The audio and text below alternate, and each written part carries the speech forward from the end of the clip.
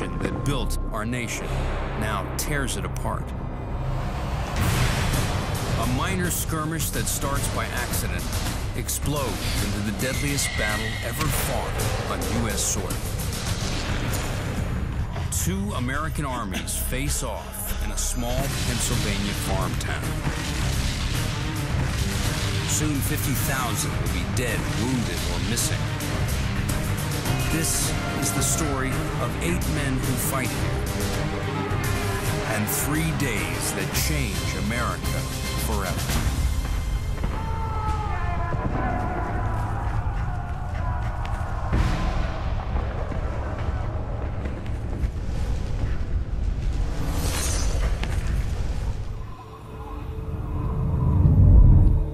2 years after the start of the Civil War, the Confederate Army is invading the North. 1 mile west of Gettysburg, rebel reconnaissance troops encounter Union resistance. The fight escalates out of control.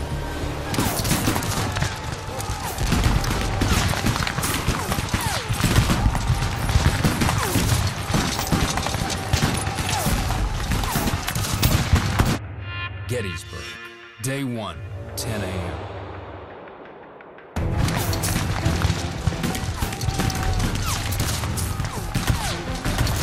"24-year-old Lieutenant Colonel Rufus Dawes leads the 6th Wisconsin Regiment of the Iron Brigade. These are the crack troops of the Army of the Potomac, 420 volunteers from the western frontier. They faced down the Confederates in Antietam. They're rugged and battle-tested. The Confederates outnumber them 2 to 1, but Dawes and his men have them on the run.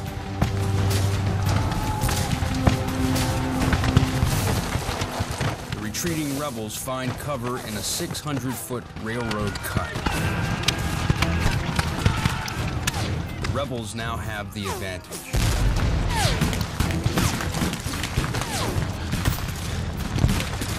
I first mistook the maneuver for retreat, but was undeceived by the heavy fire, which they began at once to pour upon us from their cover in the cut.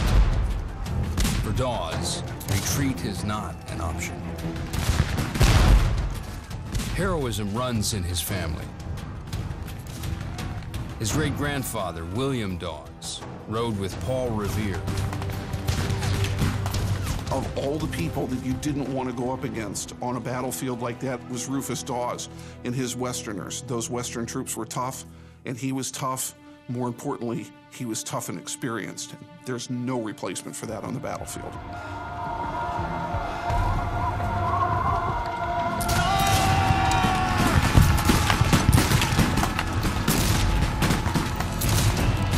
Just 175 yards to the railroad cut. It will cost Dawes 1 man for every yard they advance. The whole field behind is streaming with men, plunging in agony, sinking to death on the ground.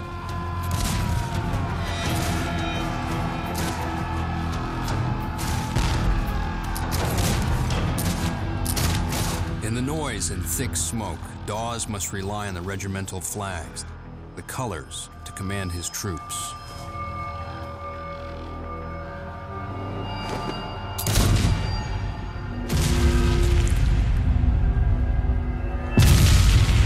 But flags are a magnet for enemy fire.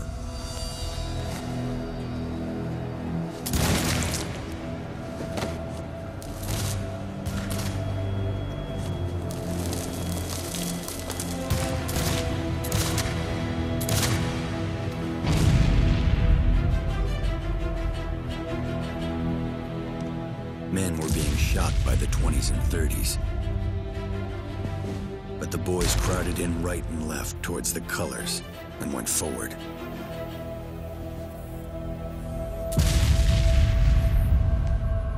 Dawes loses 10 men carrying the colors in a matter of minutes.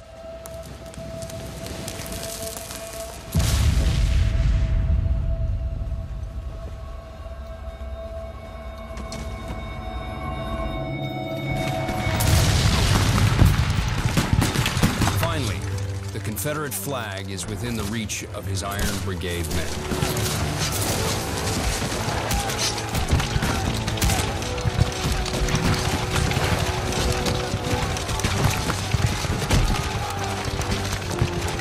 Eggleston sprang forward to seize it and was shot and mortally wounded. Private Anderson, furious at the killing of his brave young comrade, with a terrific blow split the skull of the rebel who had shot young Eggleston.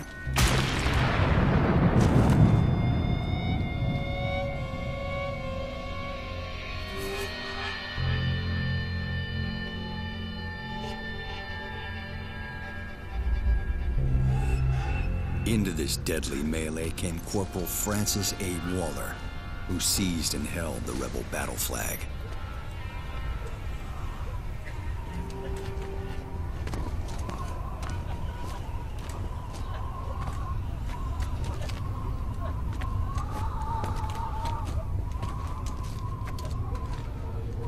Throw down your muskets! The fight is over in less than 20 minutes.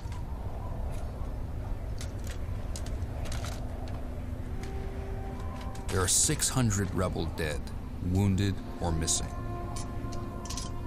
Dawes loses nearly half his men. He's one of those rare soldiers that when everything else is chaotic, Dawes was able to find clarity. He's able to find purpose. He understands that his soldiers have to be inspired by his presence.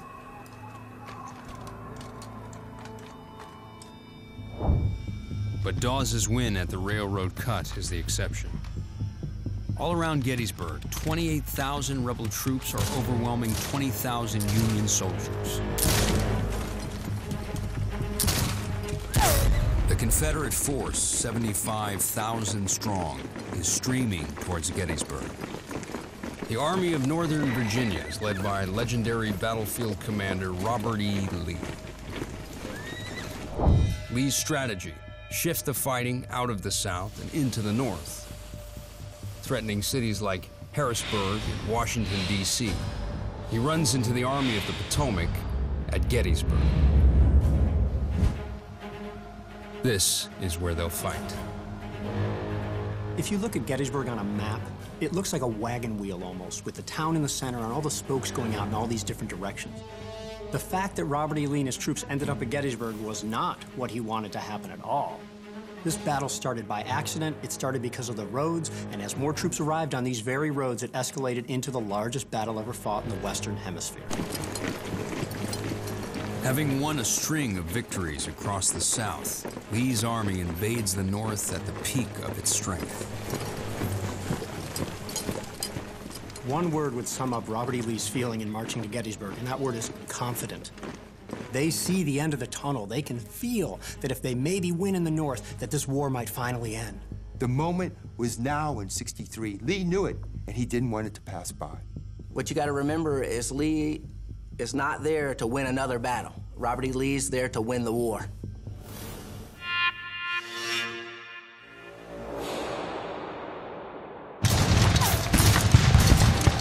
On the northern edge of Gettysburg, Union troops are taking a beating.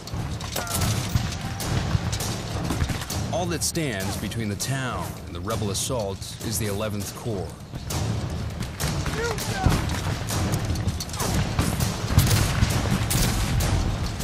Among them, Sergeant Amos Humiston, ex-whaler, father of 3. He enlisted after hearing President Abraham Lincoln's plea for 300,000 recruits. Amos Humiston was like so many Union soldiers who felt this deep love for family and for home, but he also had a deep sense of commitment for the Army and for his nation. A bullet glanced off his ribs 6 weeks ago at Chancellorsville.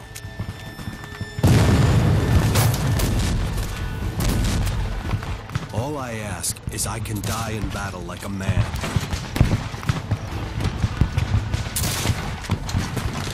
But I hate the idea of dying here like a hog.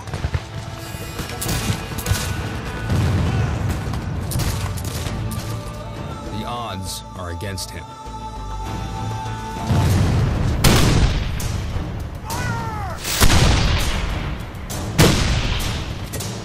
Battering the 11th Corps from a hill above town is Lee's newly appointed Lieutenant General Dick Ewell. Tenacious, eccentric, profane. Ewell lost his left leg fighting the Iron Brigade last summer at the Second Battle of Bull Run. Now he's out for revenge.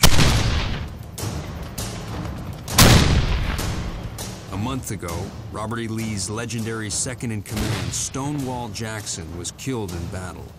Ewell replaced him. It's a lot to live up to.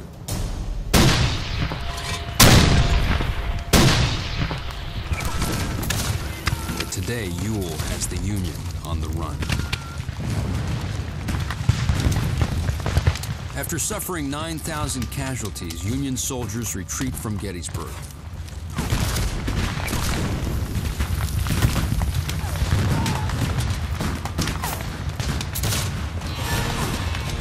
Humiston has orders to cover the retreat.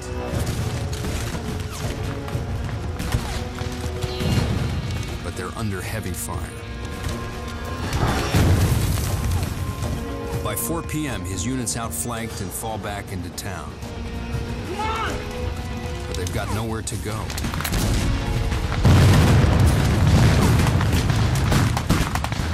Ewell's Confederate troops are spreading out through the town.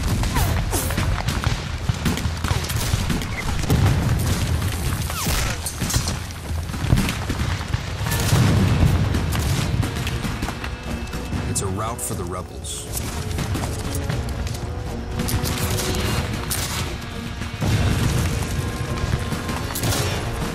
Amos Humiston is surrounded. He's in for the fight of his life.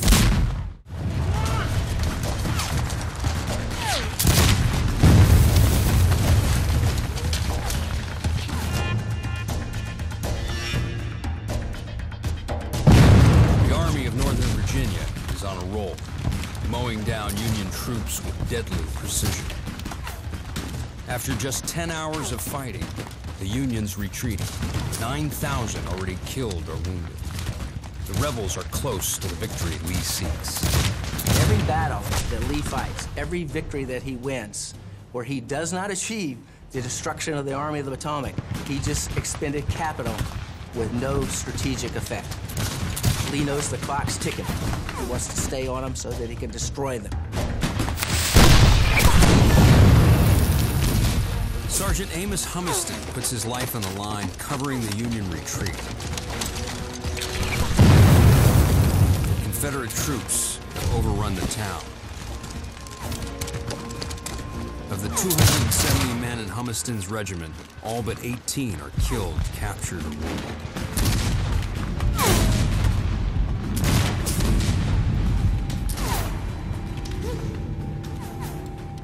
Humiston is trapped.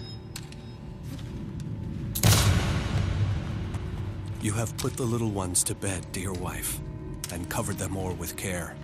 My Frankie, Allie, and Fred, and they have said their evening prayer.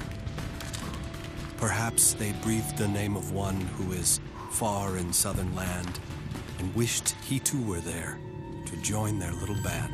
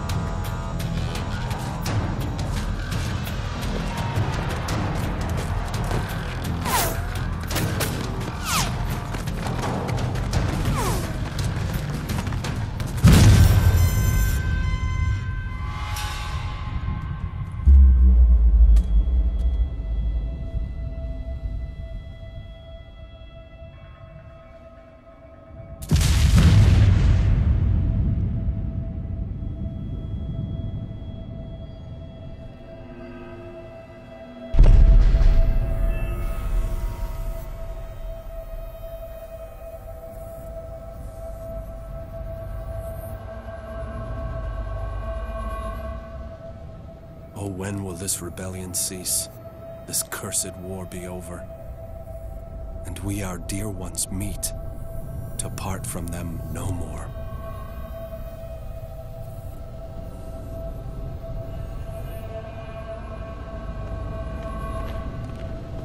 Across Gettysburg, terrified residents hide wherever they can, even in the town's bank vault. Others flee as the rebels swarm through town.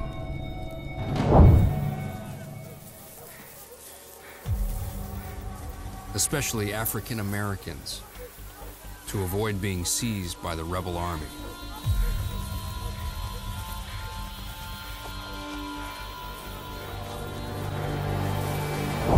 Just 7 miles north of the Mason-Dixon line, Gettysburg is on the Underground Railroad, a route of safe houses for escaped slaves fleeing to the north. Their destination, cities like New York and Philadelphia, where supporters provide food and protection. If caught, reprisals are brutal. Ears chopped off, hamstrings cut. It's no wonder slaves are the single largest financial asset in the United States. The enslaved population of the South, by itself, is worth more than all the railroads and factories and banks of the United States together. It's a business worth more than $3.5 billion. The wealth of the South is almost wholly dependent on enslaved persons. Whether you're looking at states' rights, whether you're looking at political aspects of it, everything points back to slavery. Slavery is at the center of everything that caused the Civil War. By nightfall, the Confederate flag is flying over Gettysburg.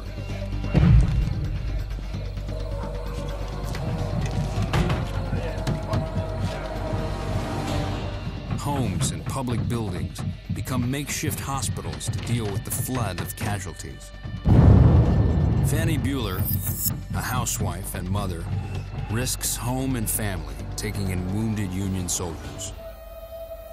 I never saw a more unsightly set of men, with their dirty, torn garments, hatless, shoeless, and footsore. I pitied them from the depth of my heart. Until now, the bloody business of nursing has always been a male profession.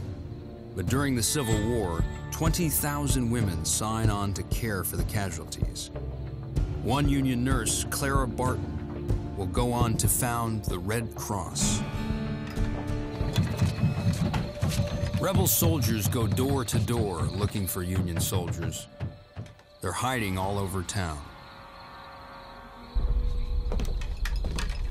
Lee has nowhere to put prisoners.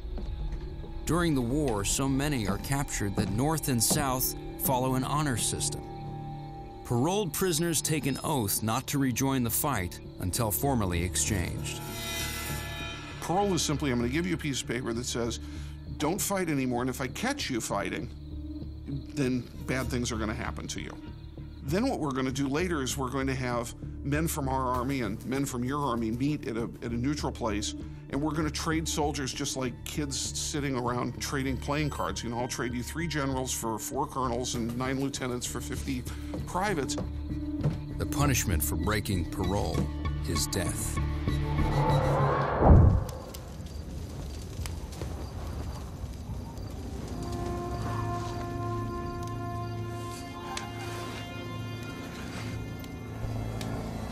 Amos Humiston is wounded and alone in a yard in the middle of town.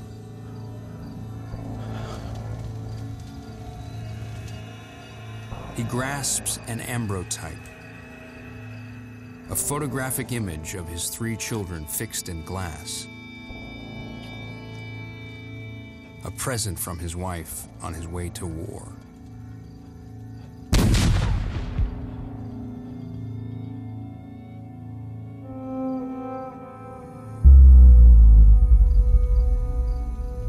The Amos Humiston story is going to resonate with any soldier. If you go to any unit in the United States military today, obviously you're going to find service members with pictures of their children, their wives, their sweethearts, because that is a tangible link to your normal life.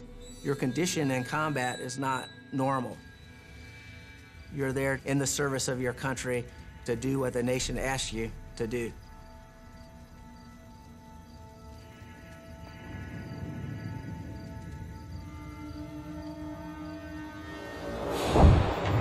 The stakes are rising for both North and South. On the high ground outside town, Rufus Dawes and the Union Army dig in.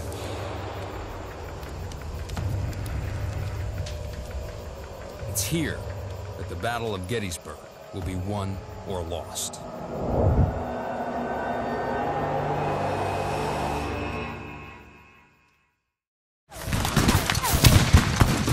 Suffering heavy losses, Union troops pull out of Gettysburg, leaving the town in Confederate control.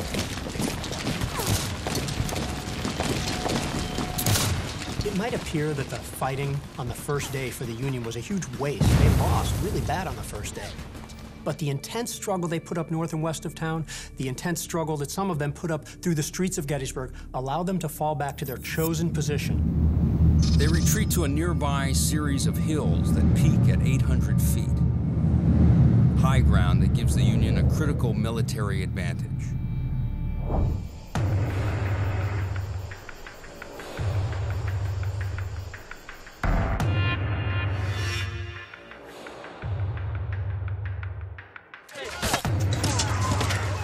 On Culp's Hill, Rufus Dawes and what's left of his Iron Brigade unit dig in. They have a new weapon, the shovel. They're building breastworks, a form of fortification dating back to the Romans.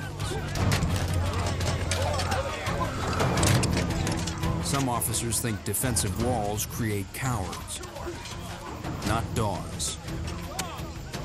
After losing half his men, he wants all the protection he can get.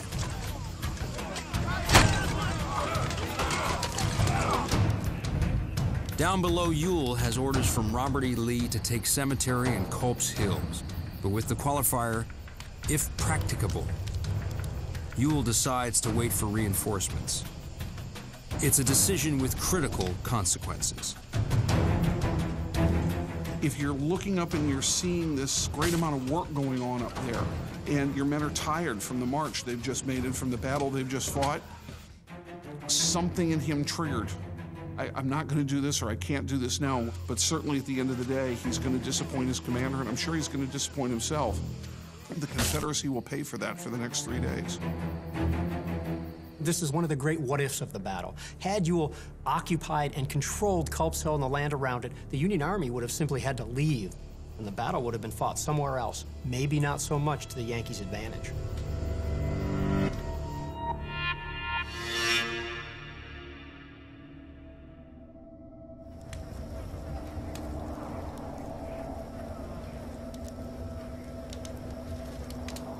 In the fields around Gettysburg, a grim new harvest.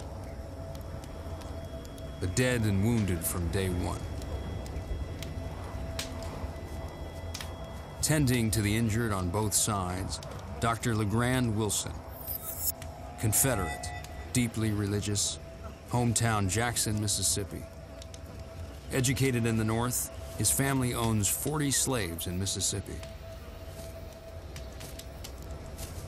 This was my first experience on the battlefield after the fighting.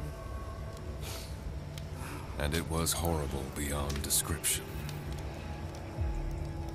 If every human being could have witnessed the result of the mad passions of men I saw that night, war would cease. There would never be another battle. The staggering level of death in the Civil War is difficult to wrap your brain around. The commonly used numbers for how many soldiers died during the Civil War is between 620 and 630,000. Today, that would mean that we would lose 6 million American lives.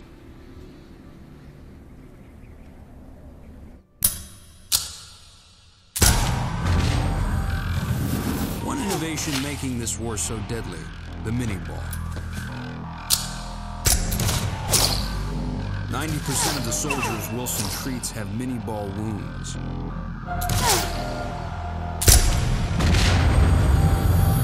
A hollow base and grooves stabilize its flight for better range and accuracy.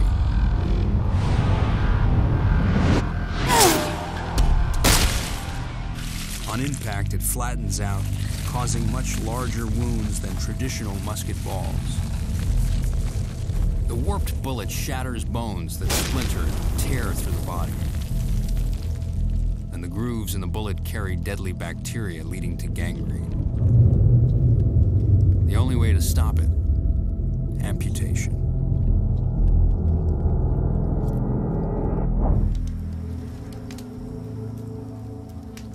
African Americans serve as stretcher bearers.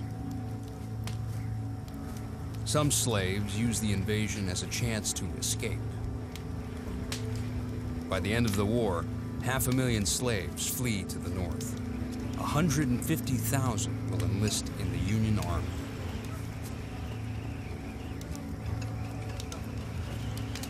Dr. Wilson loses a family member on the first day of battle. Among the dead was my own nephew, Lieutenant George Adrian Howes, who must have been shot in the advance upon the enemy in the morning.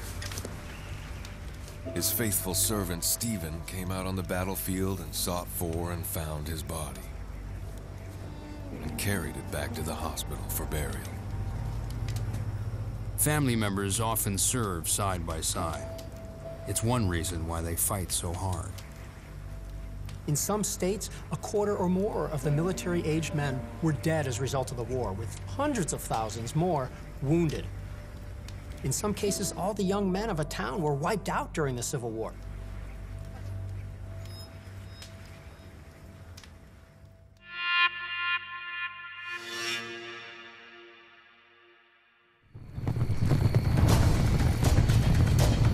The hills outside Gettysburg. In the last year, President Abraham Lincoln has fired 5 commanders of the Union Army. Commander number 6, George Meade.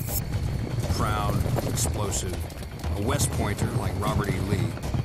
Just 3 days on the job. When the messenger brought the news of his promotion, he thought he was being arrested. But Meade arrives with an advantage. The high ground. As a topographical engineer, he knows how to use it. He positions his troops to take advantage of the terrain, placing them on Little Round Top, Cemetery Ridge, Cemetery Hill, and Culp's Hill. A defensive line in the shape of a fish hook. As Confederate troops flood into Gettysburg, Meade can move his men to answer attacks from any direction. Union forces had interior lines in this defensive position. That is, their right flank was very close to the left flank, and they could move reinforcements from one flank to another, made it a perfect defensive position.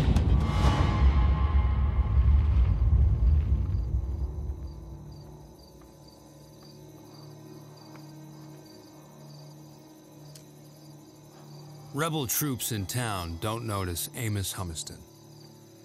Mortally wounded, he prepares to die alone, except for the photograph of his children.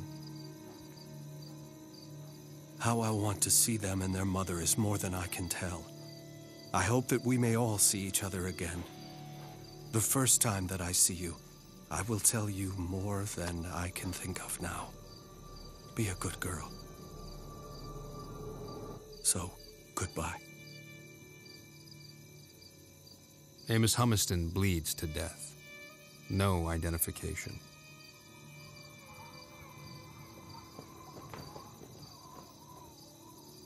The fear of dying anonymously haunts troops on both sides. Some sew their names into their uniforms. Dog tags are still 40 years away. By the war's end, 400,000 soldiers will be missing in action. We really cannot imagine the scale of death, the scale of suffering. No one could have imagined carnage on that scale.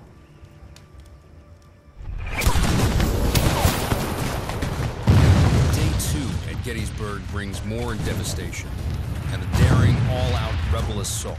At stake, victory at Gettysburg and maybe the Civil War.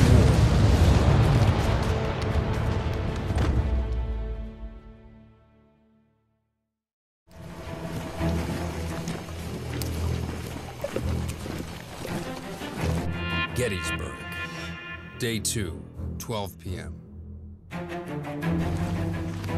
The rebels are on the move. They're planning a surprise attack by 14,500 troops. Their mission, break the Union stranglehold on the high ground by outflanking Meade's fishhook. The goal of the Confederates on July 2nd is to find the Union left, damage, destroy it, and roll up it, and unhinge the entire Union position and win the Battle of Gettysburg. Leading one rebel unit, Brigadier General William Barksdale. Pro-slavery, pro-secession, Southern patriot, hometown Columbus, Mississippi. Barksdale was a man who took the ideas of the Confederacy and pursued them with raw aggressiveness, with an unfettered hatred for the Yankees. But there's a problem.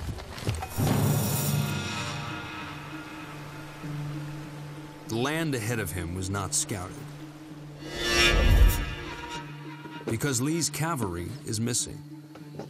They're 12 miles to the south raiding supplies. The cavalry, the eyes and ears of an army, is no longer in communication with Lee. Lee is blind on the battlefield. And that means that he doesn't know what the Union is up to. And that, of course, is going to cripple any army. Without cavalry to guide them, the rebel troops nearly march into plain sight of a Union position. Barksdale and the entire attack have to find another route.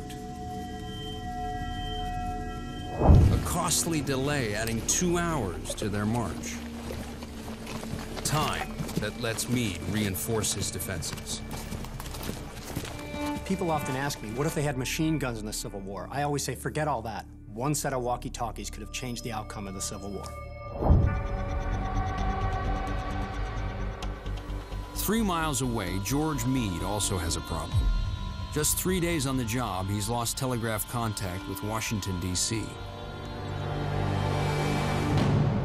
Invented 25 years earlier, the telegraph is changing the way the Civil War battles are fought. President Abraham Lincoln, a hands-on commander-in-chief, likes rapid news from the field. The Signal Corps usually runs temporary lines to his generals at the front. But at Gettysburg, the field equipment hasn't arrived. And rebel forces have cut the lines. During the whole thing, he's got to be thinking, Lee has beaten us time and time and time again. And if he does it here, there's no one standing between him and the Capitol. We're it. He can't lose. To issue orders to the front, Meade uses a new innovation based on Morse code. Wigwag signaling. Waving the flags forms letters, like the dots and dashes of code. It works. Meade tracks the rebels' movements and responds with his own.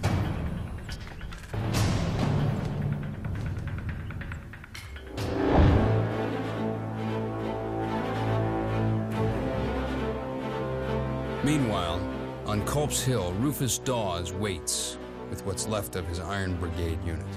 Yesterday, they routed the rebels at the railroad cut.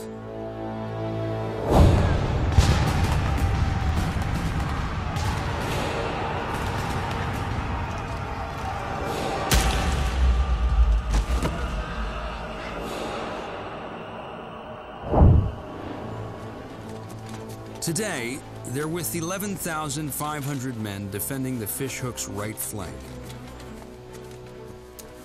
Stretching over 3 miles, Meade's Fishhook is formidable. Heavy defenses along the high ground make the Union line almost impenetrable as long as troops stay in position.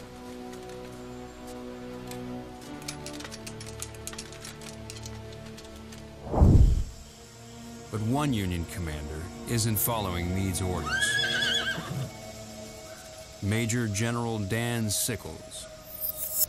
Wealthy, devious, a rogue. Recently acquitted of murdering his wife's lover using the first plea of temporary insanity in U.S. history, he'll leave Gettysburg even more notorious. Dan Sickles was all about Dan Sickles. If it didn't benefit or aid Dan Sickles, he wasn't very interested in it. He didn't go to West Point. He didn't have any military experience, but he was able to use his money, influence, and power to raise his own regiment.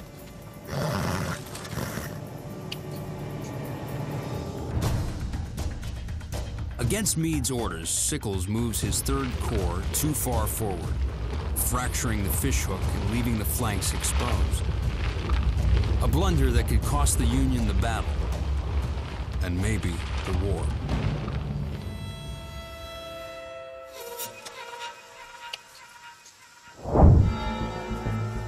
After hours of delay, the rebel force finally arrives in position.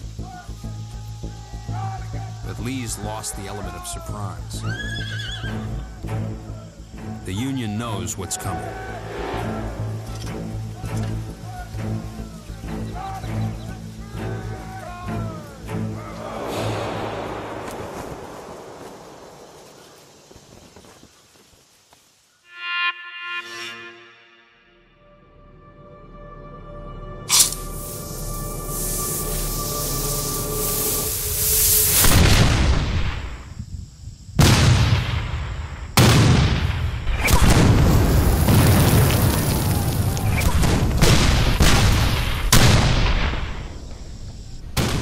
Hill, Dawes hears the assault begin.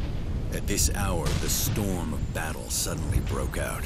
Artillery and musketry thundered and crashed together. Wave after wave of rebel troops launch one of the epic assaults of the Civil War. Barksdale is about to get the fight he's always wanted, but is ordered to hold his ground.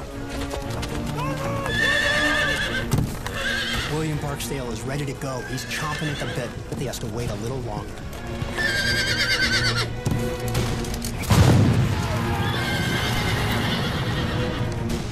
The plan is to take 10 Confederate brigades and attack with them 2 at a time. One brigade striking the enemy, then 15 or 30 minutes later, the next one strikes the enemy, and then the next and the next. Fights that are now burned into the pages of American history. Devil's Den, Little Round Top, the Wheat Field, the Peach Orchard, and Cemetery Ridge.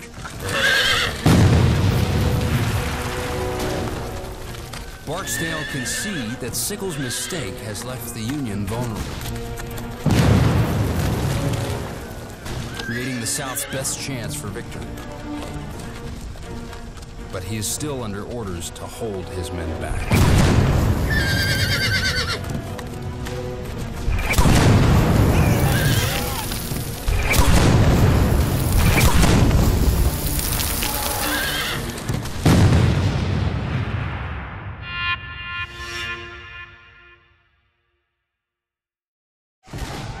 "60 minutes pass, but Barksdale's regiment still waits. The rebel yell fills the air. Each unit has a unique sound. Fierce, savage, terrifying.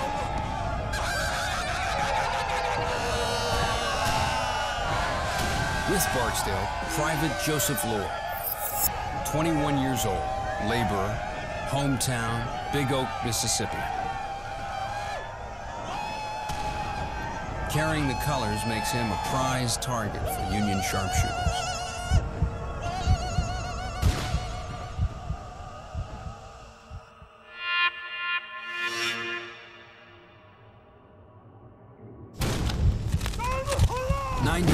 After the start of the initial attacks, Barksdale and his men are finally unleashed.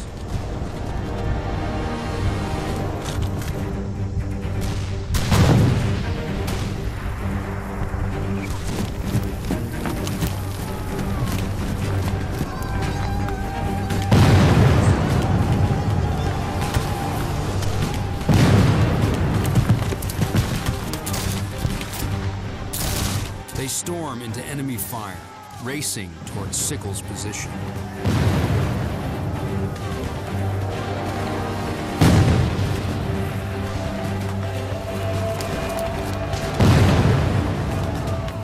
What happens next could change the course of the war.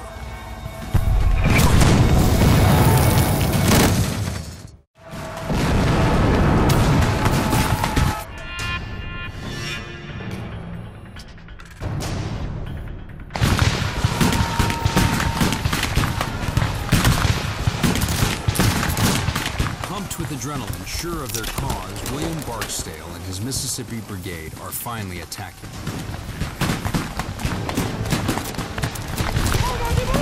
His 1,600 men are part of a massive offensive. 21,000 troops attacking Meade's line from Little Round Top to Cemetery Ridge. An all-out assault to win the Civil War now.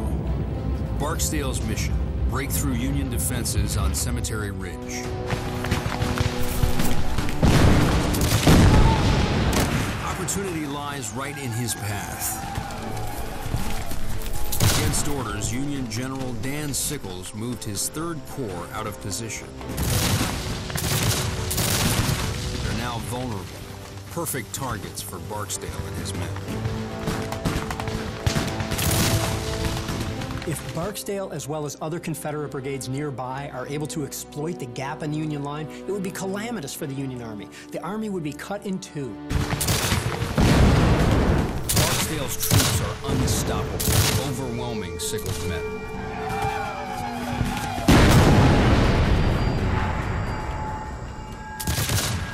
Their defenses start to collapse. Meade's entire line could be next.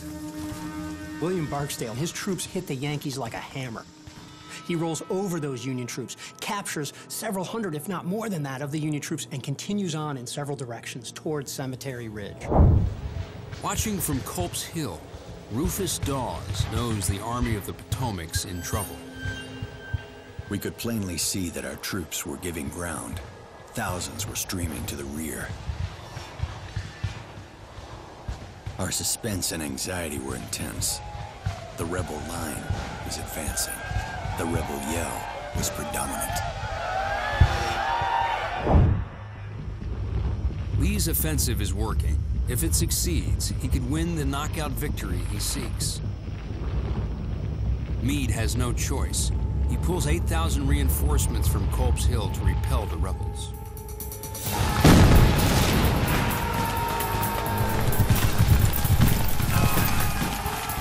Charging towards Cemetery Ridge, Barksdale and Lloyd advance 600 yards through a barrage of enemy fire.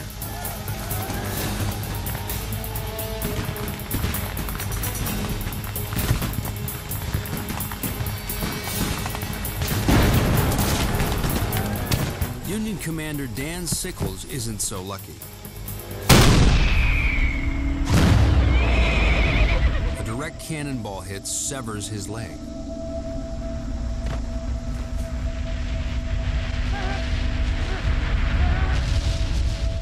One Yankee officer jokes it's bad news for Sickles, but good news for the Union.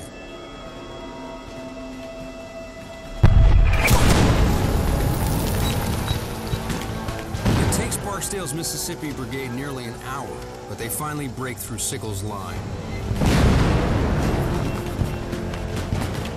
Union troops are on the run. Barksdale's men approach Cemetery Ridge, sensing victory. But they're charging straight into more than 20 Union cannons just 400 yards away, each capable of firing 2 rounds a minute.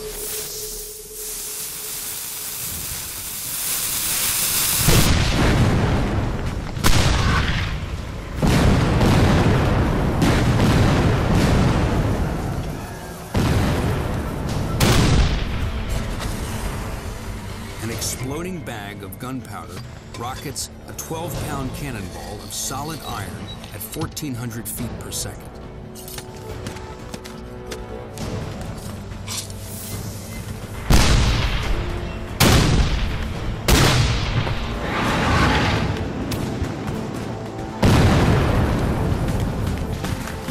At this range, Barksdale and Lloyd will be torn to pieces. Barksdale, he's been grievously wounded during the attack.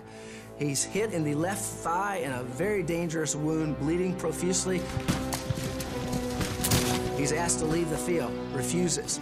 Continuing to lead the attack, he has part of his left foot shot away. Stays in the saddle, continuing to lead the attack. He knows the stakes here. The Mississippi Brigade comes close to cutting through Union lines. Then Meade's reinforcements slam into Barksdale and Lloyd. I turn again to the front and see the enemy bursting through the bushes and firing at us. They had come out from the top of the hill, fresh. And did our gallant Barksdale ride into our midst and still say, "Forward through the bushes." Barksdale's exhausted men finally break formation, losing their combined firepower. The rebel flag makes Lloyd a magnet for bullets. A shock, as if I had a rail in my left hand and one end had struck the ground.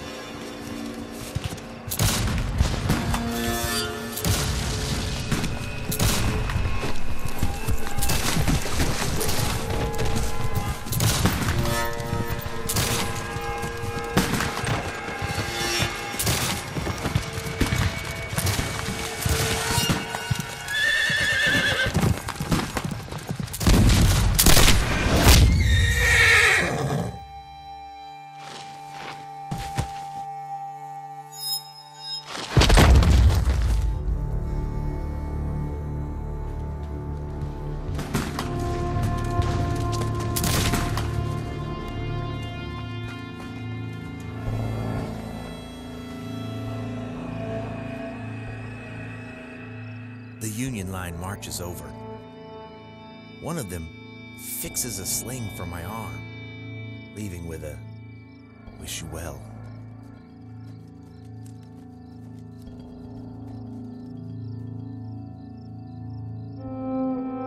50% of Barksdale's brigade are dead, wounded, or captured.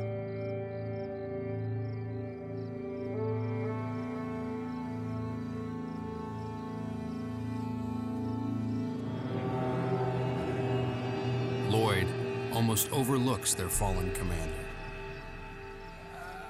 I hear a weak hail to my right, and turning to it, find General Barksdale. What a disappointment when I hold my canteen to his mouth for a drink of water. Found a ball had gone through and let it all out. I took his last message to his brigade and left him, with the promise to send the litter bearers. Barksdale's battle is over. His last thoughts are of his family. I never have regretted the steps I have taken, and although dying, I do not regret my steps now. God, ever watch over and care for my dear wife and my boys. Tell them all that I died like a brave man.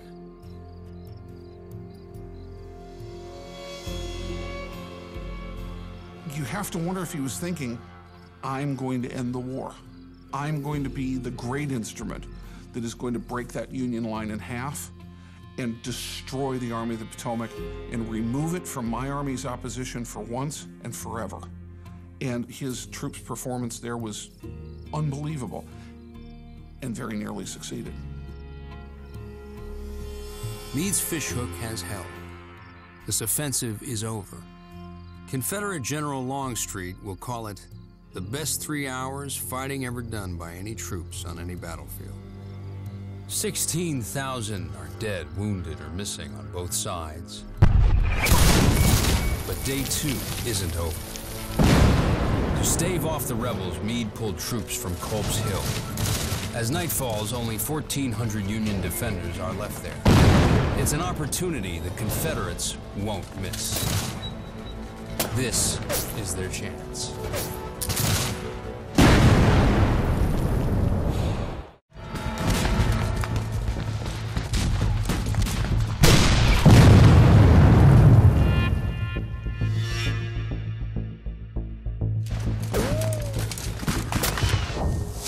On Culp's Hill, Robert E. Lee spies a new chance for victory. Meade pulled 8,000 troops from the hill to counter the rebel assault. Just 1,400 Union soldiers remain.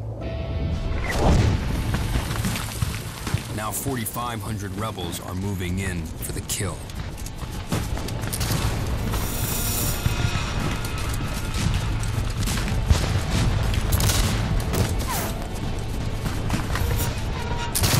Charging up Culp's Hill with the rebels is Private Ridgely Howard. 33 years old, slaveholder, from a prominent Maryland family, hometown Baltimore. His grandfather fought with Washington in the Revolution. Now he's fighting to divide the nation they created. To Howard's disgust, Maryland sided with the North.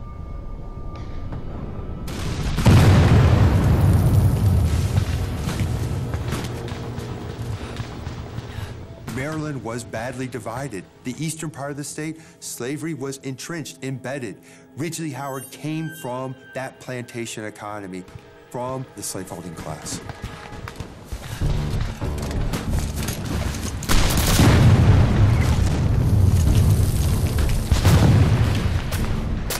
Howard and the Maryland rebels attacked Union defenses dug into the hill.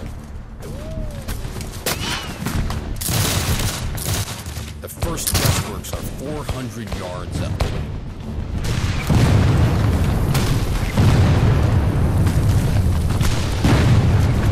It's chaos. Bullets and shells fly in all directions.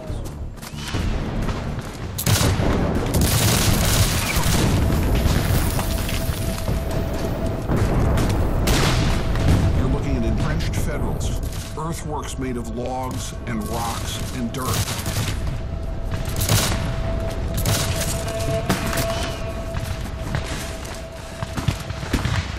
You've got to be thinking to yourself, this is my last fight. I'm not coming back from this. How do you function like that? This is what makes a true hero. Up the sides of the hill we went, our line being continuously broken by the immense rocks which had to be flanked. Howard faces fighting so fierce, one rebel calls it a slaughter pen. It was not a pleasant position to be in. There were continual cries that we were firing into our own men.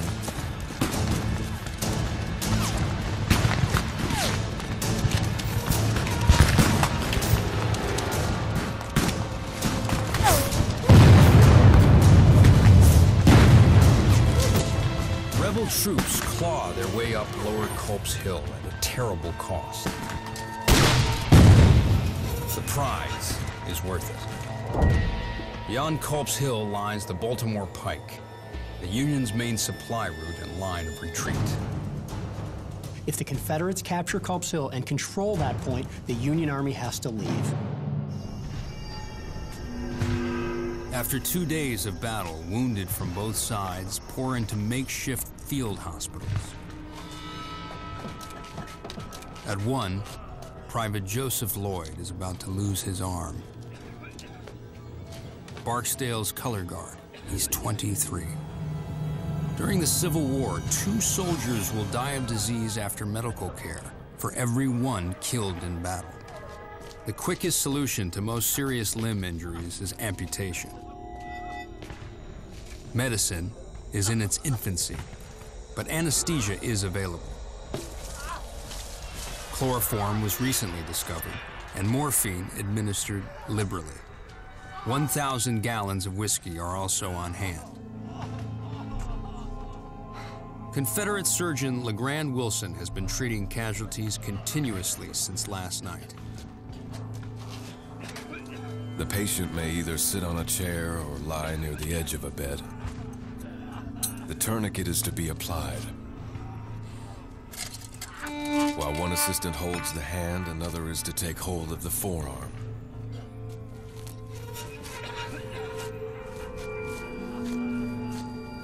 The average amputation takes 12 minutes. No antibiotics, no knowledge of infection. They don't even stop to wash their hands or instruments. Surgeons work round the clock. It's the source of the term old sawbones. Lloyd will be one of the lucky ones. The odds of surviving an arm amputation, 77%.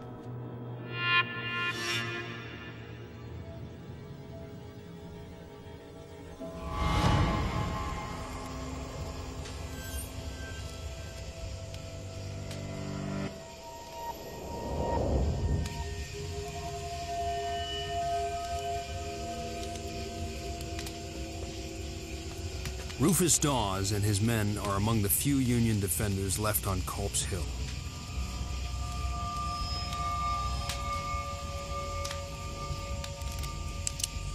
They move down to counterattack.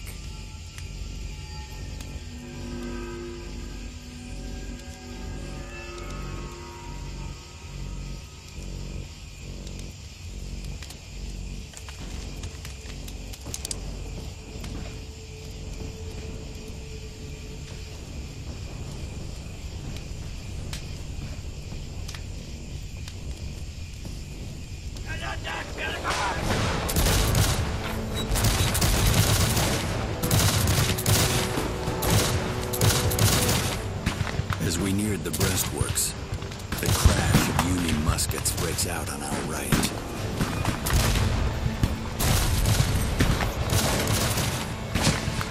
The darkness and the suddenness of our arrival caused the enemy to fire loudly.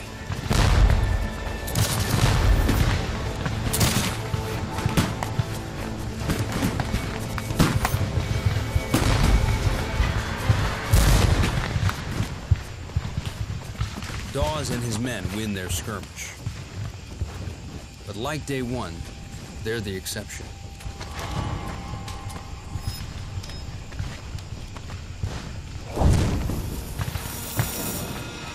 Nearby, Ridgely Howard's unit captures a key section of breastworks. They keep advancing against heavy enemy fire. The Federals opened on us from front, left, flank, and rear, and the firing was terrible, increasing with each step we took. Still, we pressed on.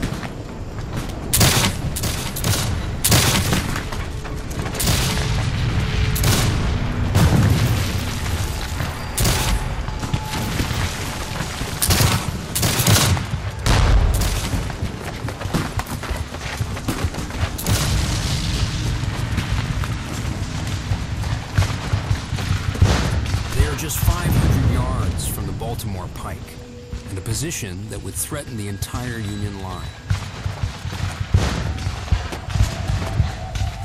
But at night, an unfamiliar ground, a great opportunity is lost. They would be in the rear of the Union Army. They could be on the flank of the Union Army. But because of something so simple, darkness, they don't even know how close they are. Unable to tell friend from foe, they cease firing. If the Confederates had managed to carry Culp's Hill on the evening of July 2nd and break through, they would have captured the Union communications line on Baltimore Pike. All of the supply wagons were there, reserve artillery was there. That would have forced Meade to retreat, and it could have been a major turning point in favor of Confederate victory.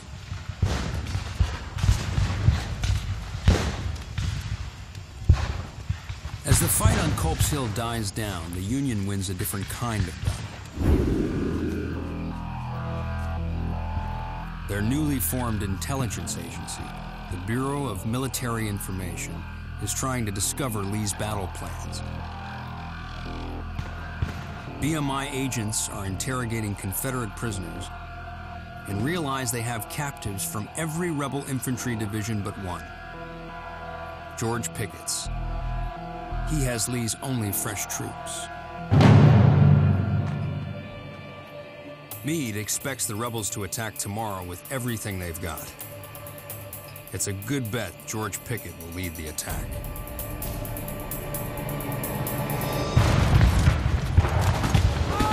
Tomorrow, Ridgely Howard will face his Maryland neighbors in a fight to the death. And Robert E. Lee will launch one final all-out assault, Pickett's charge.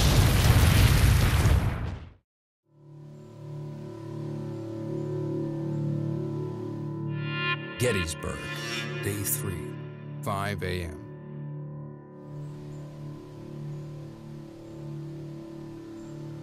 The stakes have never been higher.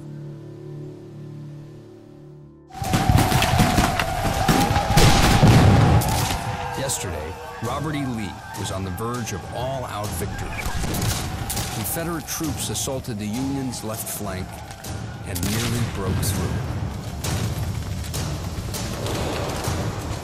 Robert E. Lee knows he came very close, but no cigar. General Meade's actually a little shaken. He knows it was a very close-run thing, barely escapes disaster. Now rebel troops are gaining ground on Lower Culp's Hill and are positioned to threaten the Union's rear lines.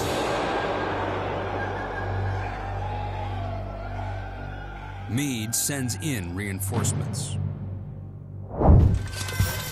One Union brigade is led by Colonel James Wallace, educated, wealthy, also from Maryland. The only Union colonel who owns slaves. Medic, get over here, quick! During the Revolution, his grandfather and Ridgely Howard's fought in the same regiment. Today, the two Marylanders will battle each other. Maryland, like other border states, is torn apart. So many divided loyalties. Maryland, they had to decide which side they were on. Maryland is one of 5 border states, loyal to the Union, but slavery is legal. Passions for and against slavery run hot here. Federal troops occupied Baltimore throughout the war to prevent a Confederate uprising.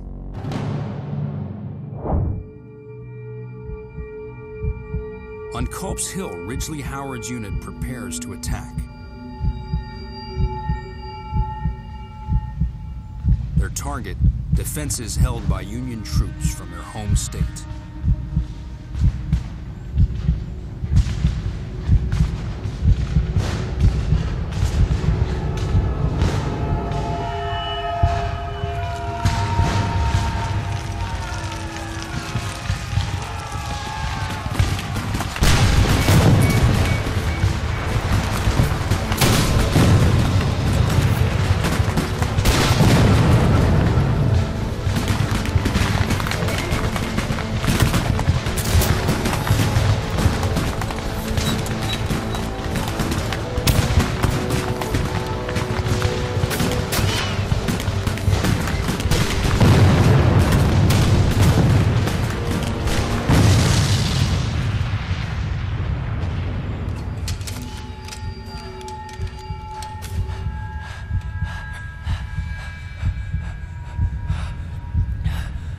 The men seemed to feel the solemnity of the occasion and to understand the desperate nature of the charge to be made.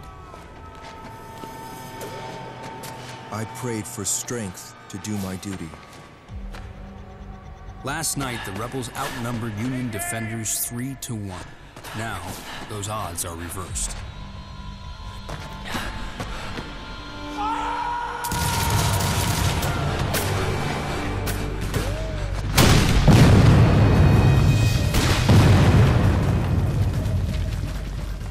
It appeared to me as if the whole of my company was being swept away by the awful shower of shot and shell flying around us.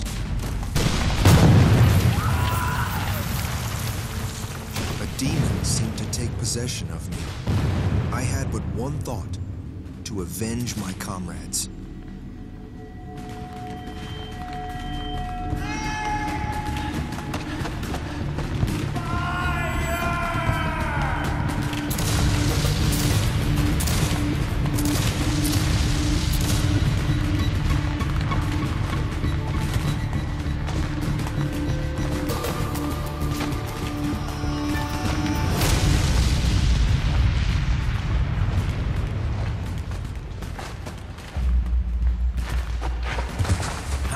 Takes a bullet fired by the Union's 1st Maryland Regiment. I felt a burning in my thigh, as if all the blood in my body was rushing to one spot. It is a hard thing to say, but I am convinced the Federals deliberately shot at us while we lay there helpless on the field. A soldier at my left was shot. I was also struck in the hip. Hip wounds are almost always fatal. Every moment I expected would be my last, so I straightened myself out, folded my arms over my breast, and waited for my time to come. Time slows as Ridgely Howard prepares to die.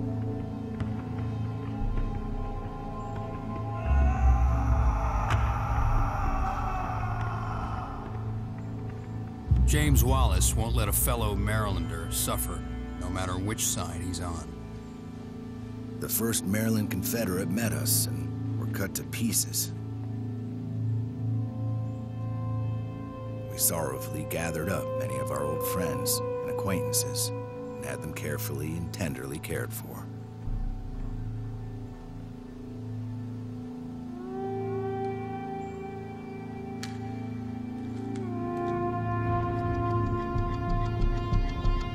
I don't know how long I lay. Seconds would seem to be minutes, and minutes hours. Coming to Howard's aid, the soldiers he'd least expect to help. The same Union troops who shot him.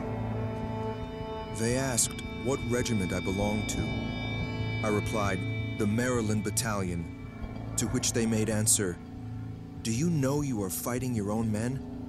I answered, "Yes, and we intend to fight them."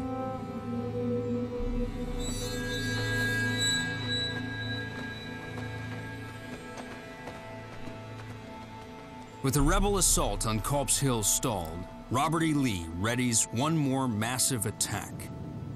It will be one of the iconic battles of the Civil War. 12,000 Confederate troops, hundreds of cannons. The largest artillery barrage ever in North America is about to begin.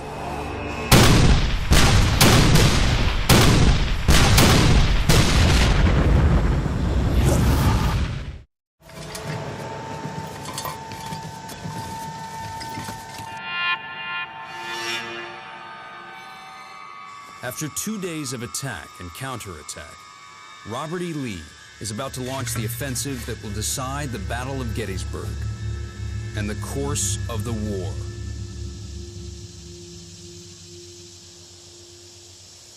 He's sending in 12,000 soldiers anchored by George Pickett's division, his only fresh troops.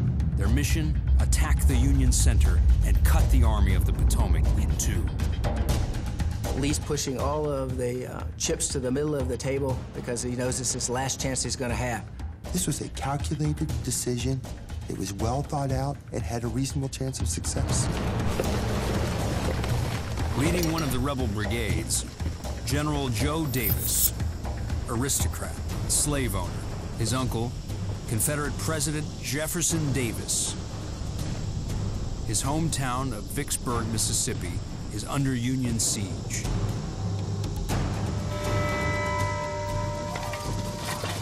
To weaken Union defenses, 160 Confederate cannons move into position.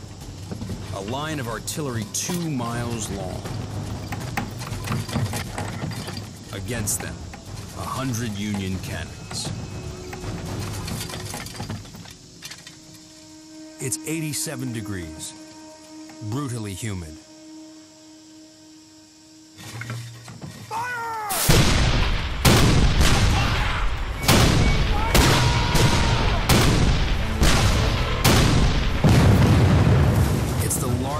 Artillery barrage ever in the Western Hemisphere.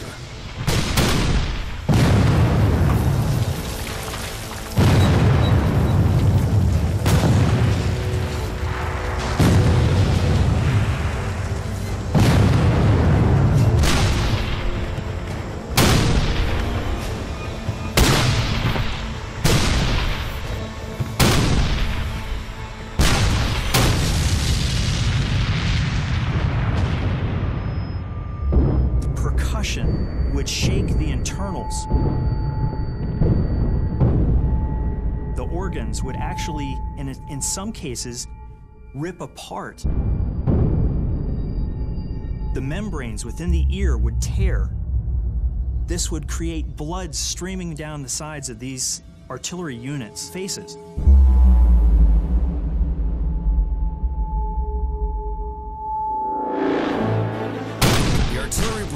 Can be heard in Harrisburg, Pennsylvania, 40 miles away.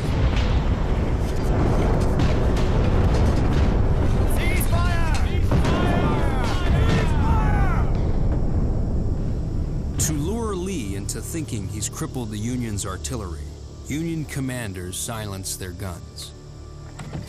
By 3 p.m., Confederate artillery also stops firing.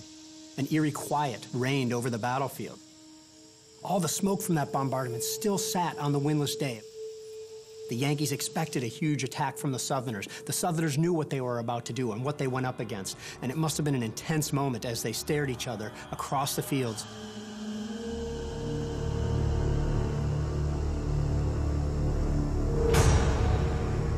The Confederate command believes it's safe to send in their troops. Time to set in motion one of the iconic battles of the Civil War.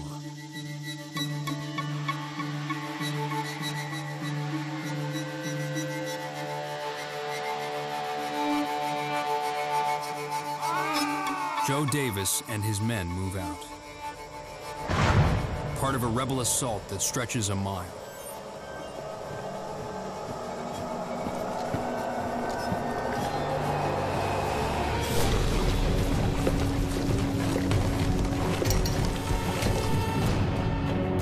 To reach Union lines, they must cross 1,700 yards of open meadow, then race up a hill.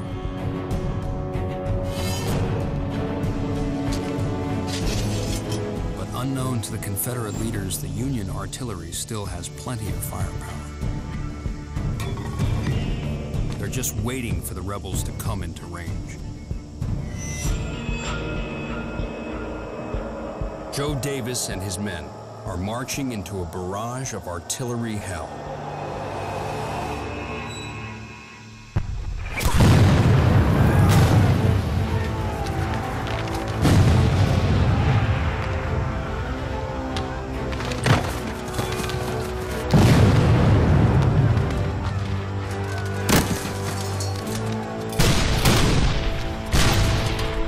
First, the ordnance rifle cannon, made with 4.5-inch strips of wrought iron. Invented just 2 years earlier, they're tough and reliable, designed with a 3-inch groove bore for greater range and deadly accuracy.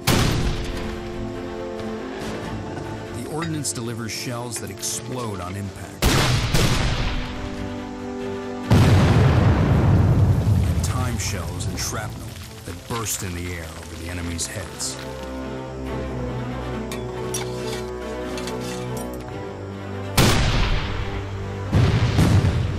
Shot can take out 10 men.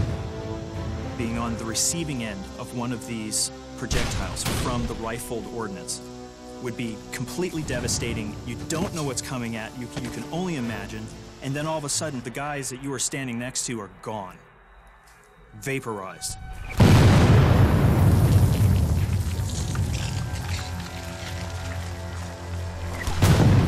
Stopping to return fire in an open field is suicide.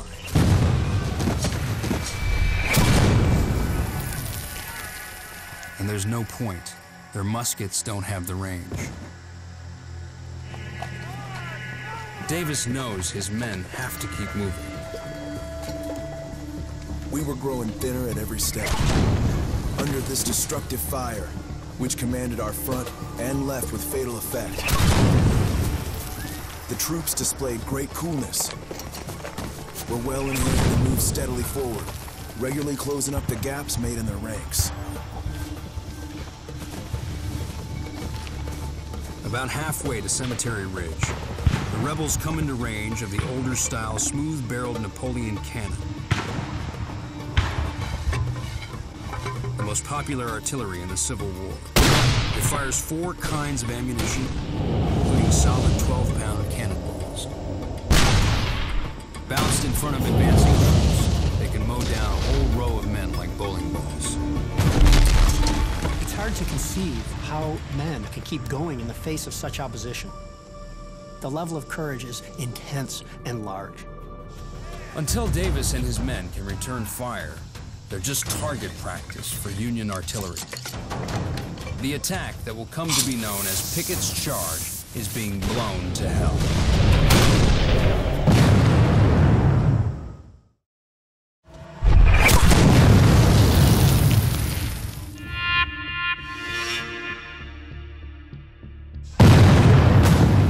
Lee's offensive is advancing toward enemy troops on Cemetery Ridge. Union artillery is mowing them down. It's the moment of truth at Gettysburg for both armies. Joe Davis and his men are now 400 yards from the Union guns. Canister range. Canister is the most devastating weapon of the day. Basically tin cans packed with 28 iron balls.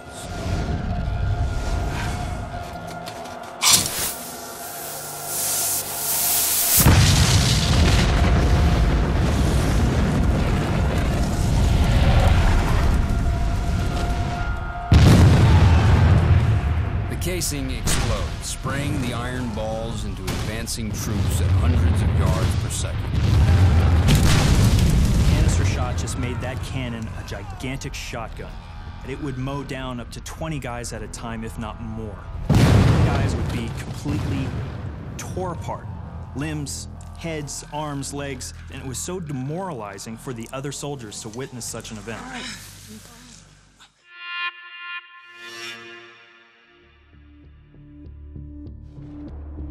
Davis regroups at a dirt road, the Emmetsburg Road, 200 yards from the Union line. They're now within range of enemy muskets.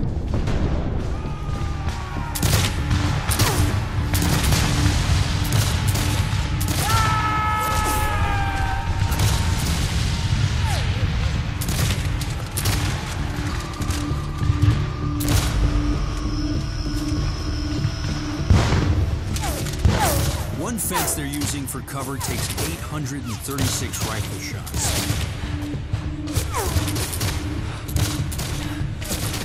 The brigade to the left of Davis hasn't caught up, exposing his flank and opening a hole in the rebel line.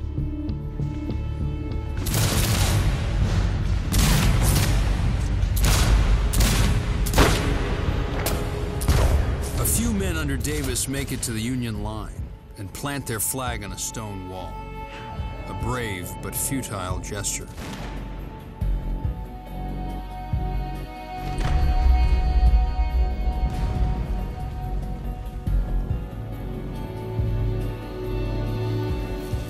The rest of the unit under Davis cracks and retreats.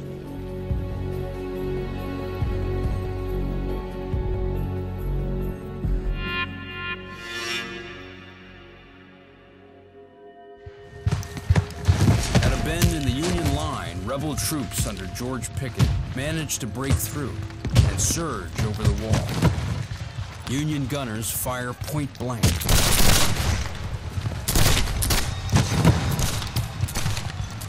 Now it's to the point of hand-to-hand combat.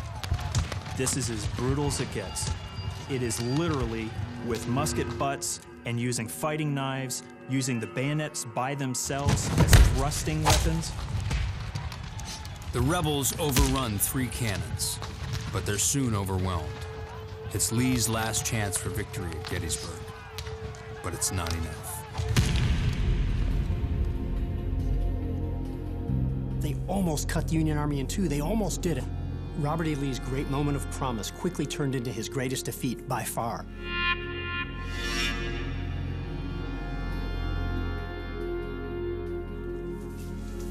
The entire rebel line retreats. They are compelled, forced to retire across that very ground in which they had made this brave, gallant charge. More than half of the force that began Pickett's charge is dead, wounded, captured, or missing. Lee loses a third of his army at Gettysburg. It's the bloodiest battle ever fought on American soil. More than 50,000 casualties. Robert E. Lee's bold invasion of the North has failed.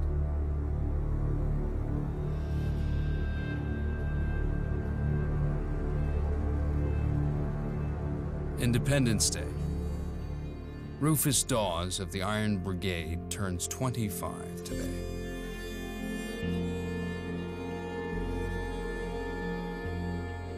What a solemn birthday. My little band, now only 200 men, have all been out burying the bloody corpses of friend and foe. No fighting today. The Civil War will last another 2 years. Gettysburg wasn't Lee's last chance to win, but it was his best. He'll never come this close again. It gave Northern people the belief that Union military high command could in fact match Robert E. Lee on the battlefield. Nobody believed that the war was near an end, but many in the North, they took from Gettysburg solace, hope that in fact, the tide could possibly turn in their favor. For so many reasons, this battle stands out as a pivotal and significant American event.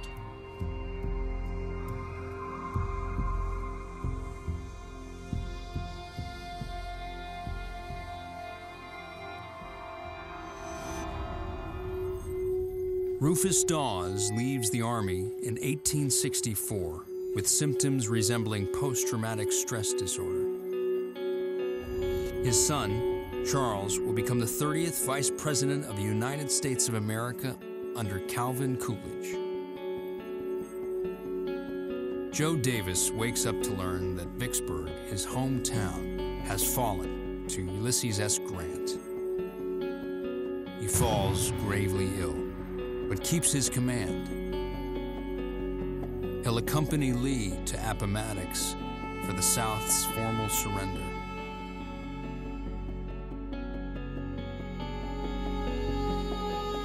Union troops destroy LeGrand Wilson's farm. From the sale of his last bale of cotton, he starts his own medical practice.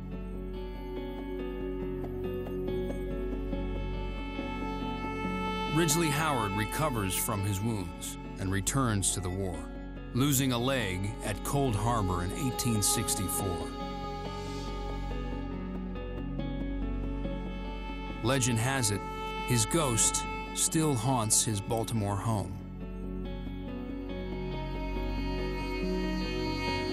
It falls to Fannie Bueller and the people of Gettysburg to help the Army care for the casualties and pick up the pieces.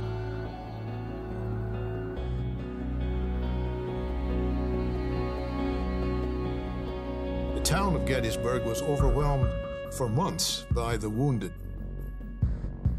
The smell of death lingered there for weeks, for months.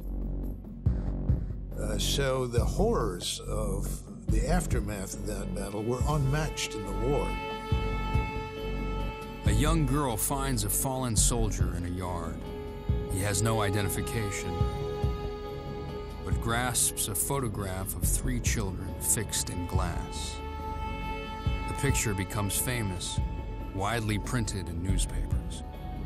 The mystery of the unknown soldier captures the country's imagination.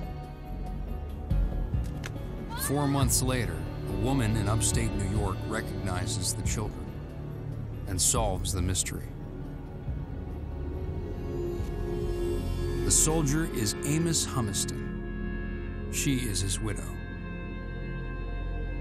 Humiston is buried at a new cemetery on the Gettysburg battlefield. President Abraham Lincoln speaks for barely 2 minutes at its dedication. The battle here and his speech will echo through the ages.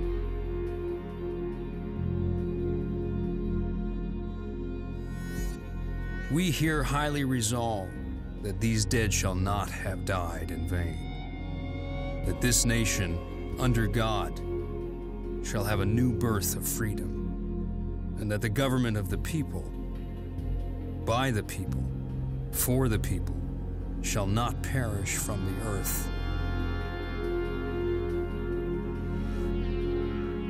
Gettysburg was a turning point in the war to decide America's future, preserving a nation conceived in liberty and dedicated to the proposition that all men are created equal.